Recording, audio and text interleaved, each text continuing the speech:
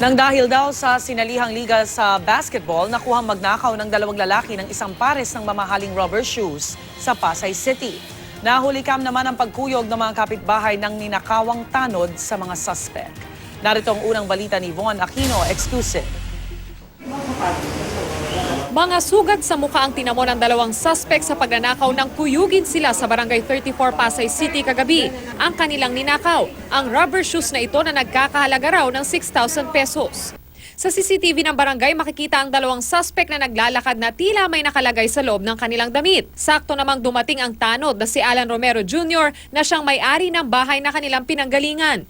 Agad silang sinundan ni Romero. Nang maabutan sa bahaging ito ng kalsada, dito na sila kinumpronta ni Romero at nakuha sa kanila ang rubber shoes na itinago pala nila sa loob ng kanilang t-shirt. Naabutan ko yung dalawa palabas ng bahay namin. Hinabol ko sila. Tinanong ko sila kung saan sila galing. Sabi nila nanunulisit lang daw sila. Nung nakita ko, dala din sa sapatos ko. Kaya dinala ko na sila sa barangay.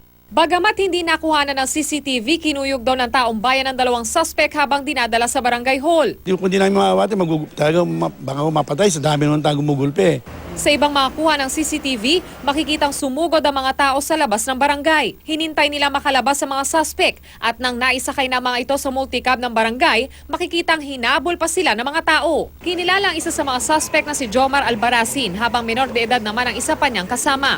Aminado siyang ninakaw nila ang rubber shoes na gagamitin daw sana nila sa liga ng basketball. Trip pa lang po namin kasi mag-aano sana kami sa basketball kasi may labang po kami. Kaya po yun ginawa namin. Sorry na lang po. Hindi ko na rin uulitin yan.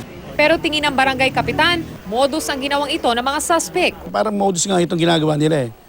Magpapasulisit sila, pero minamanmanan nila ang mga bahay.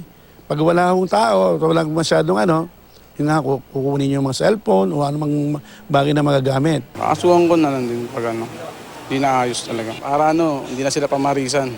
Maharap sa kasong theft si Albaracin na nakadetain sa Pasay Police habang ito turn over naman sa DSWD ang 15 anyos niyang kasama. Itong unang balita sa Pasay City, Von Aquino reporting.